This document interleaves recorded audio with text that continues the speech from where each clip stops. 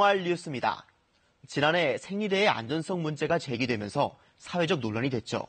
당시 식약처는 실험을 통해 문제가 없다는 결론을 내렸는데요. 실험 과정에 문제가 있었다는 지적이 이어져 발표의 신뢰성에 의문이 제기되고 있습니다. 보도에 신방실 기자입니다. 상품 진열대에서 생리대를 둘러보는 여성들. 유해성 논란이 있은 뒤로는 제품에 선뜻 손이 가지 않습니다. 믿을 수가 없죠. 그래서 저 같은 경우도 그 천으로 된 면생리대로 싹 바꿔버렸거든요. 지난해 식약처의 실험은 발암물질인 벤젠 등 휘발성 유기화합물 검출에 집중됐습니다. 생리대를 작게 잘라 실험했더니 유해물질이 검출되지 않은 생리대가 많았다고 식약처는 밝혔습니다. 안전성 측면에서 위해 문제가 확인된 제품은 없다고 결론을 내렸습니다. 하지만 KBS가 입수한 식약처 내부 문건을 보면 당초 발표와 결과가 다릅니다.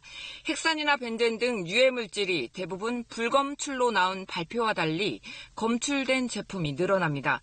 두 실험의 차이는 시료의 무게.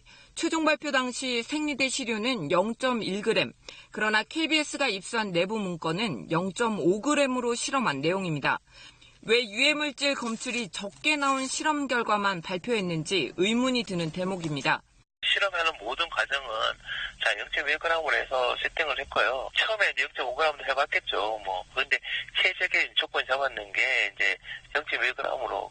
생리대 한 개의 무게는 5g 정도, 0.1g 시료는 50분의 1에 불과합니다.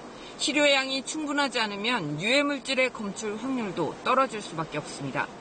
시료 채취 과정도 문제점으로 지적됩니다. 생리대를 가위로 자르는 과정에서 휘발성이 강한 유해물질이 빠져나갈 수 있다는 겁니다.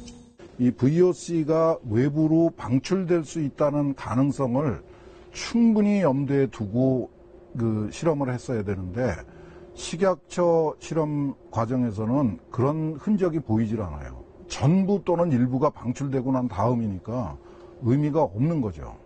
생리대 부작용을 호소하는 목소리가 이어지면서 식약처 실험 결과에 대한 의문도 계속되고 있습니다. KBS 뉴스 신방칠입니다.